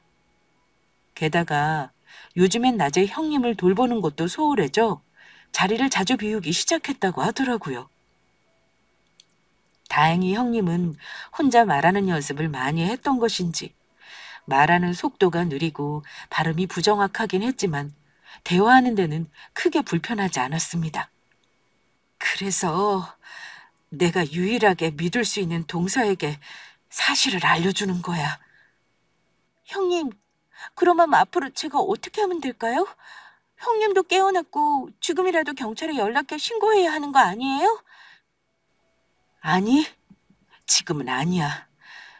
당연히 그 인간을 경찰에 신고할 거지만 그 전에 내가 당한 만큼 그 인간도 제대로 혼내줘야겠어. 남편 놈과 같이 내 교통사고를 낸 계획을 짠 상간녀도 같이. 그리고 그 인간이 날 죽이려 했다는 증거도 찾아야 하고. 그래서 하는 말인데 동서가 날 좀 도와줄 수 있어? 혹시나 해서 하는 말인데 이 일은 전부 해결될 때까지 동서랑 나만 알고 있어야 해. 당연히 제가 형님을 도와드려야죠. 형님한테 그런 몹쓸 짓을 한 아주버니 저도 용서할 수 없을 것 같아요. 형님은 아무 걱정하지 말고 저만 믿으시라고요. 그래서 저는 형님을 도와 아주버니에 대한 복수를 시작했습니다. 일단 전 몰래 아주버니를 미행하며 아주버니가 상간녀와 만나는 장면을 목격하게 되었는데 정말로 아주 가관이 따로 없었죠. 저희 가족들을 만날 때는 행색이 초라한 초췌한 모습으로 만나 형님 때문에 슬퍼서 다 죽어가는 척 2년 동안이나 연기를 하더니 상간녀와 만날 때는 비싼 명품 옷까지 쫙 빼입고 언제 뽑은 것인지 고급 외제차까지 운전하고 다녔으니까요. 그러다가 제가 아주버니를 제대로 혼내줄 기회를 잡게 됩니다. 그날은 아주버니의 생일날이었는데 형님을 간병해야 해서 멀리 나올 수 없다는 아주버니의 말에 시댁 식구들과 병원 근처 한정식 집에 예약을 해 다 같이 밥을 먹게 되었습니다. 그런데 역시나 아주버니는 슬픈 척 연기를 하며 볼품없는 차림으로 자리에 나왔더라고요. 시부모님은 그 모든 것이 아주버니의 연기란 사실도 모르고 걱정이 이만저만이 아니셨어요. 밥은 제대로 먹고 다니고 있는 거냐? 왜 점점 볼 때마다 얼굴이 안 좋아지는 거야? 재민아, 이런 말 하긴 못하지만 너도 이 정도면 할 만큼 했고 이제 그만 이혼하고 너도 네 인생 사는 게 어떠니? 첫째가 언제 일어날지도 알 수 없는 거고 이혼해도 간병 있어서 계속 돌볼 수 있는 거고 너도 네 인생 살아야지 않겠어? 네 그런 모습 볼 때면 이 엄마가 마음이 찢어진다. 네 엄마 말이 맞다. 이젠 네 인생 산다고 해도 너 욕할 사람 아무도 없어. 엄마 아빠 도대체 그게 무슨 소리야? 난 절대 우리 집사람 포기 못해. 내가 우리 집사람을 얼마나 사랑한데 그런 소리를 하냐고. 분명히 우리 집사람 일어날 거고 그러면 우리 다시 예전처럼 행복하게 살 수 있어. 재현이 너는 왜 아무 말 안 하고 가만히 있어? 이럴 때 동생은 너라도 내 편 들어줘야 하는 거 아니야? 넌 재수 씨 잘못되면 곁에서 안 지키고 이혼할 거야? 어, 어, 형 말이 맞긴 하지. 그런 일은 없겠지만 우리 집사람 잘못되면 깨어날 때까지 나도 옆에서 지낼 생각이니까. 아주버니의 행동은 아주 가증스럽기 짝이 없었습니다. 하마터면 아주버니한테 쌍욕을 하면서 네가 한 일을 알고 있는데 어떻게 가족들까지 속이며 이럴 수 있냐고 한바탕 퍼부으며 아주버니의 귀싸대기를 날릴 뻔했으니까요. 그러나 형님과 약속한 것도 있고 제대로 아주버니를 혼내주기 위해 저는 귀싸대기 대신 준비해왔던 더 큰 일을 실행하기로 했습니다. 그런데 아주버니는 본인이 조금 전 슬픈 척한 행동과 다르게 밥을 아주 맛있게 먹고 있더라고요. 그것도 밥을 2공기나 비우면서요. 그래서 전 아주버니 휴대폰으로 문자 하나를 보냈습니다. 제 휴대폰이 아닌 형님의 아버님이 살아생전 쓰시던 휴대폰으로요. 형님은 부모님이 돌아가신 후 잊지 못해 부모님 집을 정리하지 않고 있었는데 형님의 부모님 휴대폰도 아직 살아있는 상태로 형님 친정집에 잘 보관해 놓은 상태였습니다. 이미 형님의 친정 부모님이 돌아가신 후부터 형님의 통장으로 전화 요금이 자동이체되고 있었기 때문에 그 사실을 아주버니가 알 수 없었던 것이고요. 그래서 형님이 계획을 세우며 형님 아버님의 휴대폰을 저에게 맡기셨고 그래서 전 형님 아버님의 휴대폰으로 아주버니한테 문자를 보냈던 것입니다. 꼭 형님의 아버님이 아주버니에게 문자를 보낸 것처럼요. 이 나쁜 놈! 내 놈이 감히 내 딸을 죽이려 해놓고 지금 밥이 목구멍으로 넘어가냐? 내 저승에서도 널 절대 용서하지 않을 거다! 밥을 맛있게 먹고 있던 아주버니는 제가 형님의 아버님인 척 보냈던 문자를 확인한 순간 숨이 넘어갈 듯 화들짝 놀라며 개거품까지 물고 기절을 했습니다. 이게 뭐야? 사람 살려! 시부모님이며 남편은 그런 아주버니의 모습에 놀라 깨우기 바빴죠. 재민아, 갑자기 왜 이러는 거냐? 정신 좀 차려봐라, 재민아. 형, 정신 차려봐, 형. 그리고 얼마 지나지 않아 아주버니는 깨어나긴 했지만 병원에 가자는 가족들의 말에도 거부하며 가족들의 추궁에 식은땀까지 흘리며 회피하기 시작했습니다. 아들, 괜찮은 거야? 도대체 어디서 온 문자이기에 밥 잘 먹던 녀석이 문자를 보자마자 기절을 해? 그래, 재민아. 혹시 우리한테 말 못하는 무슨 일이라도 생긴 거냐? 가족 좋다는 게 뭐냐? 뭐든 상관없으니 우리한테 말해봐라. 무엇이 되었든 도와줄 테니. 그래요, 아주버니. 우리 전부 가족이잖아요. 혹시 무슨 고민이라도 있으신 거면 말씀 편하게 하세요. 아주버니께서 사람을 죽인 것도 아닐 테고 저희한테까지 숨기실 이유가 뭐가 있겠어요? 사람을 죽여요? 제가 언제 사람을 죽였다고 재수 씨는 그런 말씀을 하십니까? 혹시 나랑 있을 때 우리 집사람 교통사고 나서 저렇게 됐다고 제가 그랬다고 의심하시는 거예요? 아주버니의 말에 가족들 모두 놀라며 정적이 흐른 건 일순간이었죠. 가족들 모두 그냥 진심으로 아주버니가 걱정되어야 한 이야기였고, 모든 사실을 알고 있는 저는 물론 아주버니를 혼내주기 위해 한 말이었지만, 아주버니는 스스로 양심에 찔려 하지도 않아도 될 소리를 해버렸으니까요. 그제야 본인이 이상하게 말했다는 사실을 눈치챈 것인지 아주버니는 지금 상황을 무마시키라는 듯 웃으며 이야기하더라고요. 재수 씨, 그냥 농담이었습니다. 마음 쓰지 마세요. 내가 급한 약속이 있던 걸 깜빡했네. 지금 내가 놀랐던 건 친구가 장난으로 귀신 사진 보내서 그런 거였어. 그러니까 신경 쓸 필요 없다고. 그러면 나 먼저 가볼 테니까 엄마랑 아빠는 식사 다 하시고 와. 그럼 난 이만 간다. 그리고 아주버니는 재빨리 도망치듯 자리를 떠났습니다. 하지만 그걸로 끝낼 죄가 아니었죠. 돈 때문에 사람까지 죽이려 한 아주버니를 그대로 용서할 수는 없으니까요. 그래서 아주버니가 얼마나 큰 잘못을 했는지 느끼게 해주기 위해 그 후로도 매일 문자를 보냈습니다. 네가 우리 딸 죽이려고 했던 걸 내가 모를 줄 알아? 니놈이 우리 딸 재산 노리고 죽이려고 했지? 이 살인마! 네가 경찰에 자수할 때까지 매일 밤 네 꿈속에 나타나 괴롭힐 테니까 그렇게 알아. 니놈이 자수할 때까지 넌 살아도 산 것이 아닐 거다. 그리고 제가 아주버니에게 문자를 보낸 지 얼마 안 돼 시부모님을 통해 뜻밖의 소식을 전해 듣게 되었습니다.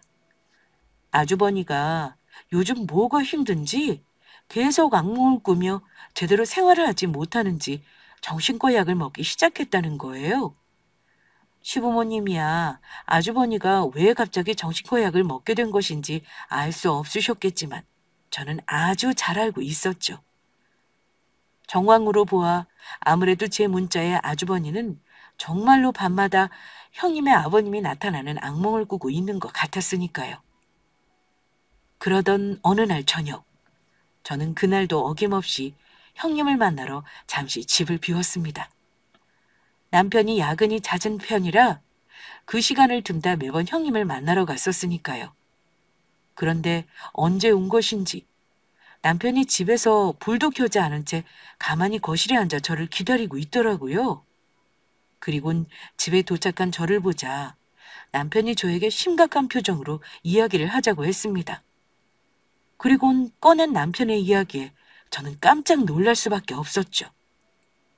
당신 요즘 왜 이렇게 바빠? 나 몰래 혹시 무슨 일이라도 꾸미는 거야? 아니, 내가 당신 몰래 꾸밀 일이 뭐가 있다고 그런 소리를 하는 거야. 저는 그때 남편의 추궁에 재빨리 아니라고 변명을 해버렸습니다. 아무리 아주버니가 잘못한 일이지만 형님과 한 약속도 있었고 남편에겐 자기 형님의 일이니 모든 사실을 알았을 때 어떻게 나올지 예상할 수 없었으니까요. 당신도 알고 있는 거지.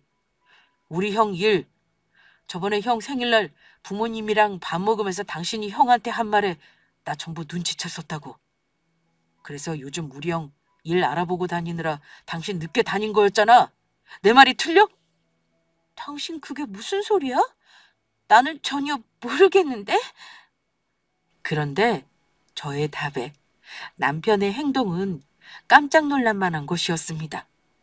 남편은 제 말에 벌떡 자리에서 일어나더니 저를 물끄러미 내려다보더라고요. 그리곤 제 앞에서 갑자기 무릎을 꿇는 것이었습니다. 여보, 나 용서해줘. 나 사실 전부 알고 있었어.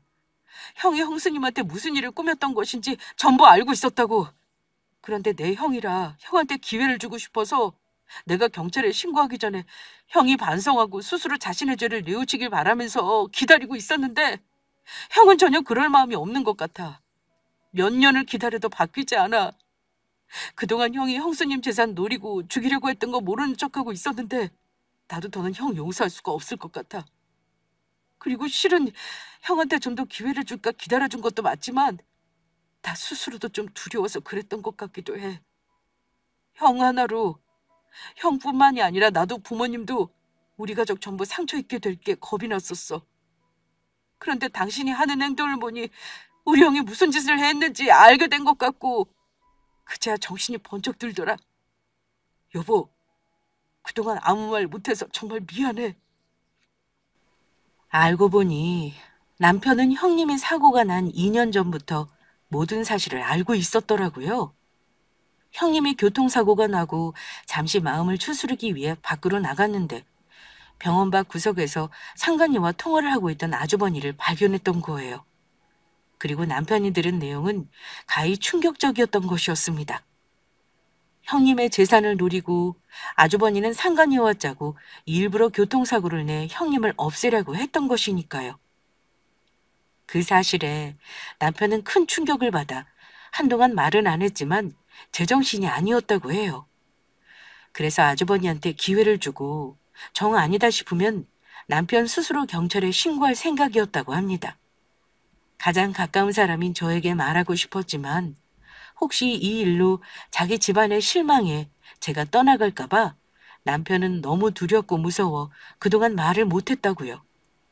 하지만 남편도 정신 못 차리는 아주버니를 보며 더는 안 되겠다고 생각해 저에게 이야기를 하게 되었다고 합니다. 그동안 자기가 형을 봐줄 만큼 봐줬고 양심의 가책에 살아도 사는 것이 아니었다면서 더 늦기 전에 모든 것을 해결하고 싶다면서요. 그래서 남편은 그날 나중에 아주버니가 상간녀와 짜고 형님을 죽이려는 계획을 세워 사고를 냈던 대화 내용에 대해 증인이 되어주기로 저와 약속을 하게 되었습니다. 그리고 형님과 상의 후 남편에게도 형님이 깨어난 사실과 함께 제가 아주버니와 상간녀를 혼내주기 위해 계획했던 일들을 알려주었어요. 그랬더니 남편도 자신이 도울 일이 있으면 돕겠다고 이야기하더라고요. 사실 모든 일이 해결되면 남편과 시부모님에게 이 사실을 전부 밝히려고 했었지만 저도 남편과 시부모님의 반응이 어찌 나올지 고민하지 않았던 것이 아니었습니다. 아무리 아주버니가 큰 죄를 저질렀어도 자기 가족에게 제가 그런 것이니 그런 저를 원망할 수도 있는 것이고요.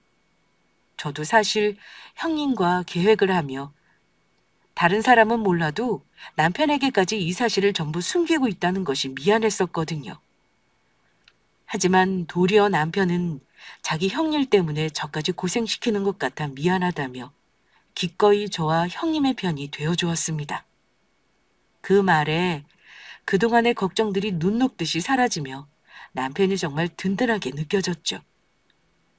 아주버니의 일로 남편의 상처받았던 것들이 걱정되었던 것과는 다르게요.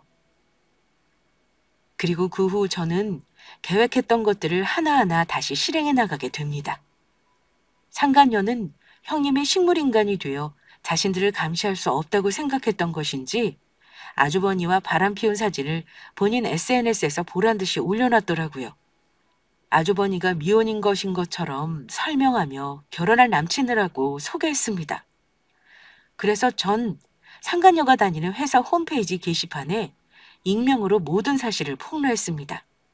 상간녀가 SNS에 올렸던 저희 아주버니와 바람 피운 사진을 함께 아주버니는 미혼이 아닌 유부남이란 사실요.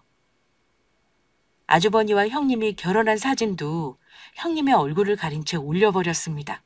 그리고 형님이 교통사고 나기 전부터 두 사람이 몰래 만나다 교통사고로 형님이 식물인간이 되자 이제는 대놓고 두 사람이 만나기 시작했고 형님의 재산을 두 사람이 마음대로 펑펑 쓰고 다닌 사실도 알렸습니다. 세상에 선의가 사라지는 모습을 보이면 안 되기에 공공의 이익을 위해 이 내용들을 올린다고 이야기했고요. 그 후 상간녀의 회사 대표님은 모든 사실을 알고 상간녀가 회사 이미지를 실추시켰다면서 분노했고 상간녀를 회사에서 잘라버렸다고 합니다. 상간녀는 하루아침에 백수가 된 것이죠. 제가 그 사실을 어떻게 알게 되었냐면요. 다름 아닌 바로 형님이 입원해 있던 병원에서였습니다. 그날 시댁 식구들과 다 같이 정기적으로 형님을 문병하러 가는 날이었는데 병원 입구 앞에서 아주버니가 어떤 한 남자와 싸우고 있던 것이었어요. 그리고 그 싸우게 된 이유가 정말 경악할 만한 것이었죠. 상간녀가 알고 보니 아주버니 모르게 회사의 다른 유부남과도 만나고 있었던 것입니다. 그 사실을 제가 게시판에 올린 글과 사진들을 보고 상간녀와 바람 피운 유부남이 알게 되었고 아주버니에게 화가 나 쫓아왔던 것입니다. 그전까지는 아주버니가 미혼에 상간녀와 결혼할 남자라 생각해 몰래 만나며 조용히 하고 있다가 아주버니가 유부남이란 사실을 알게 되자마자 분노에 찾아와 싸움을 벌이게 되었던 것이에요. 아주버니 때문에 상간녀가 회사에서 쫓겨났다면서요. 유부남 자식이 감히 미혼인 것처럼 총각 행세를 한 것도 모자라 회사의 소문이나 우리 은경이를 잘리게까지 만들어? 네 부인 식물인간 되기 전부터 만나고 있었다면서? 너처럼 파렴차고 더러운 놈 절대 용서 못해! 나보고 더럽다고? 더러운 건 내 놈도 마찬가지 아니야? 그러는 내 놈도 유부남이면서 은경이 만난 거 마찬가지면서 어디 와서 뻔뻔하게 큰 소리야? 그리고 내가 유부남이라는 사실 우리 은경이도 처음부터 알고 만났던 거라고. 거짓말하지 마. 은경이가 절대로 그럴 리 없어. 그러니까 당장 우리 은경이랑 헤어져. 은경이 행복하게 해줄 사람은 나밖에 없다고. 웃기는 소리 하지 마. 내 놈이 모르는 게 있는데 은경이랑 나랑은 내 놈 하나 때문에 헤어질 얄팍한 관계가 아니라고. 우리들은 세상 사람이 모르는 둘만의 비밀을 간직한 사람들이야. 우리가 어떻게 여기까지 왔는데 헤어져? 그것도 고작 네 놈 때문에. 이제 거의 다 왔는데 네 놈이 뭔데 찾아와서 해방이야? 그 모습에 충격받은 시부모님은 너무 놀라 아주버니를 부르고 말았습니다. 재민아, 너 이게 다 무슨 소리냐? 너 첫째 교통사기 나기 전부터 몰래 바람 피우고 있었던 거냐? 첫째랑 그만 이혼하라고 할 때는 싫다고 하더니 이게 전부 무슨 소리야? 엄마 아빠 어떻게 지금 여기에? 이 망할 자식 동네 창피를 줘도 유분수지. 도대체 지금까지 뭐 때문에 첫째랑 이혼 안 하고 있었던 거냐? 엄마 아빠 정말 모르겠어?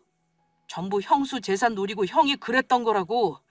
형수 병원에 있다가 죽으면 형수 부모님이 남기고 하신 그 많은 재산 전부 형 거 되는데 형이 왜 이혼을 하겠어? 엄마 아빠가 아직도 형을 잘 모르는 것 같아서 말하는데 형은 형수 사랑해서 지금까지 이혼 안 한 게 아니고 형수 재산 노리고 다른 여자랑 바람 피우면서 형수랑 살았던 거라고.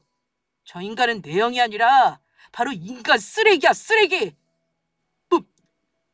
뭐라고? 엄마, 아빠 전부 오해야. 재현이 말 다 거짓말이야. 내가 전부 설명할게. 그러니까 제발 내 말 좀 들어줘.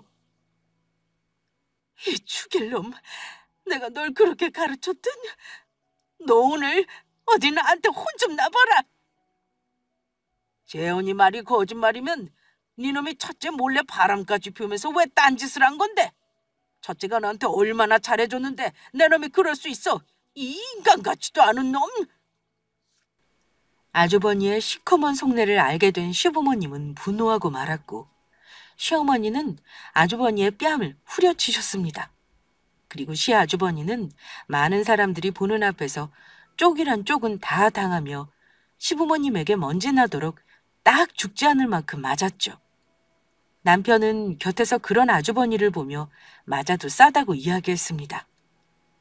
그날 이후로 시부모님은 형님은 보러 오겠지만 아주버니를 안 보겠다고 말씀하셨습니다. 저런 아들과 산 형님에게 본인들이 책임이 있으시다면서요. 그리고 전 그날 일을 끝으로 마지막으로 아주버니를 제대로 혼내줄 계획을 실행했습니다. 요즘에는 아주버니가 낮에도 자리를 자주 비운다는 소리에 그 틈을 타 형님이 입원한 병실로 찾아갔죠. 그리고 저는 형님 앞에서 자리를 비운 아주버니에게 전화를 걸었습니다. 아주버니, 형님이 깨어났어요. 드디어 형님이 식물인간에서 깨어났다고요. 그러니까 병원으로 빨리 오세요. 정말이에요? 조금만 기다리세요. 제가 바로 달려갈게요. 그런데 제 전화를 듣고 놀라 달려온 아주버니는 상간녀와 데이트를 하고 있었던 모양인지 평소에는 볼 수 없었던 아주 잘 차려입은 모습이었습니다. 그런데 제 말과 다르게 아직도 산소 호흡기를 끼고 누워있는 형님의 모습에 아주버니가 물었습니다. 재수 씨, 집사람 깨어났다면서요. 이게 어떻게 된 겁니까? 거짓말이에요. 형님 깨어나지 않았는데 아무래도 요즘 아주버니 행동이 계속 이상해서 말해봤어요. 네? 재수 씨도 참, 제 행동이 이상하긴 뭐가 이상하다고 그러세요? 형님 없으면 죽을 것처럼 구시던 분이 알고 보니 그동안 형님 몰래 바람까지 피우고 있었고 그러면서 형님이랑 이혼도 안 하신다고 그러고 인제 보니 정말 아주버니 형님 재산 보고 그러신 건가요? 혹시 아주버니 그때 교통사고 정말로 형님 재산 노리고 일부러 내신 거 아니에요?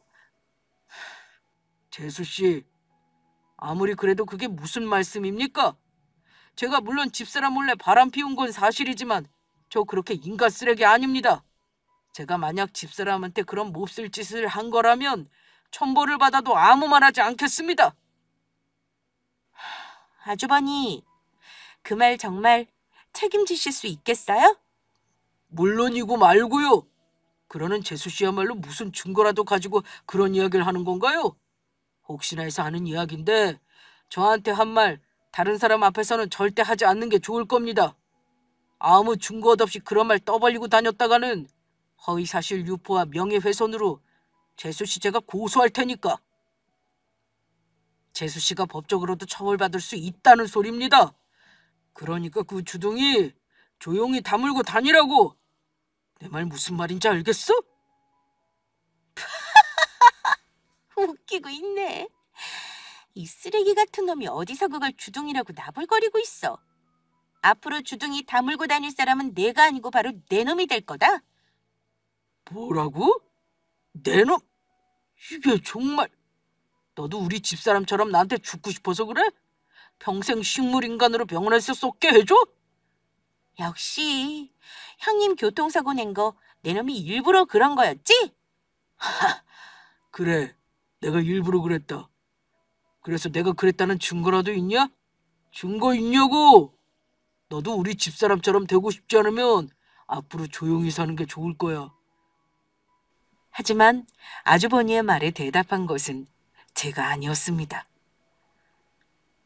죽고 싶은 건 동서가 아니고 바로 내 놈이겠지.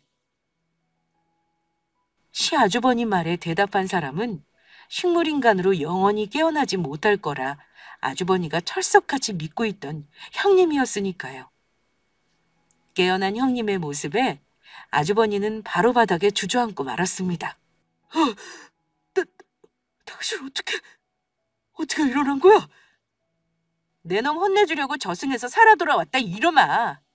감히 내 재산을 노리고 날 죽이려 들어? 그날 네가 교통사고 내면서 나한테 했던 말 똑똑히 기억하고 있어. 내 재산 노리고 상간녀랑 짜고 나 없애려고 계획했던 거. 그런데 그것도 모자라 반성은커녕 동서까지 협박을 해? 이제 넌 끝장이야. 아니요, 여보. 전부 오해야. 그때 했던 말은 전부 진심이 아니었다고. 그 이야기는 전부 경찰서 가서 하면 되겠네. 난 니놈한테 들을 말 이젠 없으니까. 여보, 이러지 말고 우리 다시 시작하자. 앞으로는 내가 잘할 테니까. 어차피 내가 당신 죽이려고 고의를 사고 냈다는 증거도 없잖아. 아주버니, 증거가 없기는 왜 없어요? 아주버님이 죽이려고 했던 살아있는 형님 진술이 바로 그 증거고 제가 지금 아주버니가 저에게 했던 말 전부 기억하고 있는데 그리고 또 여기 이렇게 따로 증거가 있다고요. 저는 제 휴대폰에 있는 형님의 음성이 담긴 녹음된 메시지를 하나 아주버니에게 바로 들려주었습니다. 엄마, 나 좀 살려줘. 남편놈이 내 재산 노리고 날 죽이려고 했어. 상간녀랑 짜고 일부러 차서구를 내서 나를 죽이려고 했다고. 엄마, 나 좀 살려줘. 제가 아주버니에게 들려줬던 내용은 다름 아닌 형님이 정확히 사건 당시 돌아가신 형님 어머님의 휴대폰으로 전화해 형님이 어머니의 휴대폰에 남긴 음성 사서함에 녹음되어 있던 형님의 음성 메시지였습니다. 사고를 당한 그날 형님은 형님의 어머님 휴대폰으로 본능적으로 전화를 걸었던 것입니다. 아주버니가 일부러 형님을 끝내려고 사고를 내고 혼자 차를 빠져나와 시간을 벌어 119와 경찰에 신고하던 순간의 말이에요. 아주버니가 본인의 알리바이를 만들기에 정신이 팔린 사이 자동차에 남아있던 형님은 형님 어머님의 휴대폰으로 전화를 걸었던 것입니다. 그 사실을 아주버니는 전혀 모르고 있었고요. 이거 들리세요? 아주버니가 형님 없애려고 교통사고 내고 119에 신고했을 때 형님이 형님 돌아가신 어머님 휴대폰으로 전화 걸어서 남겼던 음성 메시지예요. 아주버니가 형님을 죽이려 한 증거가 이렇게 확실히 남아있다고요. 그 말에 아주버니는 당황한 듯 보이더니 도망치려는 듯 황급히 병실을 빠져나가려 했습니다. 하지만 그때였죠. 병실 문을 열고 경찰들이 들이닥친 건 말이에요. 수사관님들은 아주버니를 보자마자 이야기하더라고요. 최재민 씨 되십니까? 네. 제가 최재민이 맞기는 합니다만. 최재민 씨, 당신을 박지원 씨 살인미수 혐의로 체포합니다. 지금부터 당신은 묵비권을 행사할 수 있으며 변호인을 선임할 수 있고 변호인 선임이 어려운 경우 국선 변호인이 선임됩니다. 그리고 지금부터 말하는 모든 대화는 법정에서 불리하게 작용할 수 있음을 알려드립니다. 수사관님은 재빨리 아주버니에게 수갑을 채웠고 아주버니는 잡혀가지 않으려고 끝까지 발버둥 쳤습니다. 아니야, 이럴 수 없어. 이제 다 왔는데 조금만 가면 전부 끝이었는데 이렇게 될 수는 없다고. 안 돼, 안 된다고. 아주버니는 결국 경찰에 구속되었고 아주버니는 형님을 죽이려 한 살인미수 혐의로 그리고 상간녀는 아주버니의 살인미수에 대한 계획과 준비에 대해 협조한 부도행위 혐의로 처벌을 받게 되었습니다. 결국 두 사람 다 감옥에 가 철창 신세를 지게 된 것이죠. 게다가 형님이 이혼 소송을 제기하며 아주버니와 상간녀에게 위자료 청구 소송까지 하게 되어 위자료까지 받을 수 있었습니다. 시부모님은 그 일로 충격을 받아 아주버니와 정말로 연을 끊게 되었고요. 사실 형님이 깨어나고 얼마 지나지 않아 전 형님 사건을 담당했던 수사관님에게 연락을 했었습니다. 그리고 수사관님께 도움을 요청했죠. 담당 수사관님도 그 당시 아주버니에 대해 의심을 품었었지만 여러 조사를 해봐도 뚜렷한 증거가 나오지 않아 답답해 했었다고 합니다. 그 당시에는 아주버니를 의심하는 담당 수사관님을 보며 저희 가족들 모두 화가 났었는데 이제는 담당 수사관님이 왜 그랬는지 이해가 가더라고요. 어쩐지 그때 수사관님이 조금이라도 의문이 남는 게 있으면 연락해달라면서 저에게 명함을 건네줬었는데 전부 이유가 있었던 것이죠. 그래서 그때 저와 형님은 수사관님께 모든 사실을 말씀드렸고 형님과 함께 아주버니와 아주버니의 바람을 피운 상간녀가 무슨 짓을 벌였는지 수사관님은 형님의 증언과 저희가 드린 증거로 아주버니 몰래 다시 조사를 하기 시작했던 것이죠.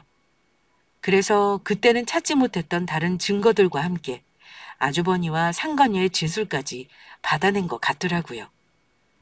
시부모님은 시아주버니가 교도소에 들어간 후 형님에게 어렵게 양해를 구해 병원으로 찾아와 형님에게 사과를 하셨습니다. 아주버니를 잘못 키운 죄에 대한 사죄였죠.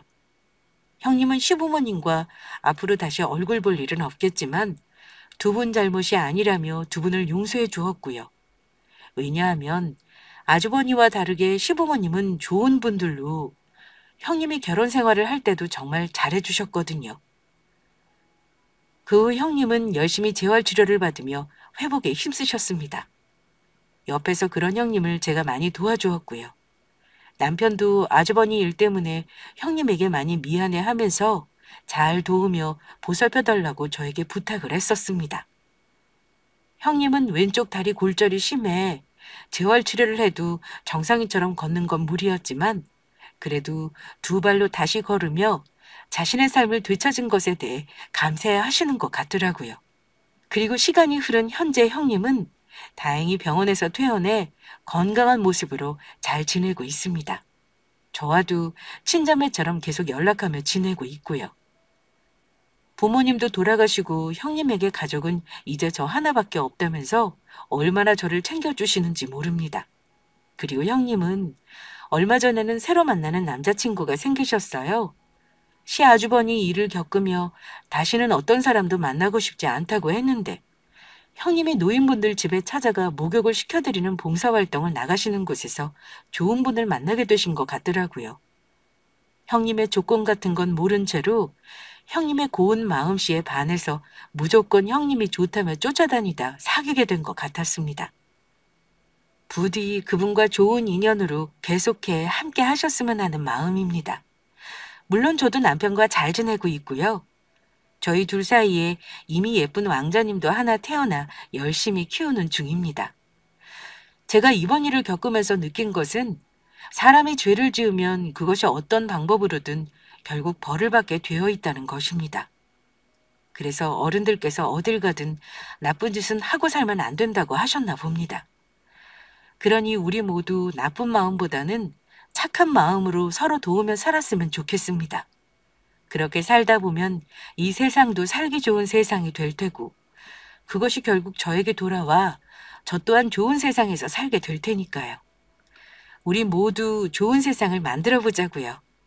그러면 이만 여기서 제 사연을 줄이도록 하겠습니다. 모두 끝까지 들어주셔서 감사합니다.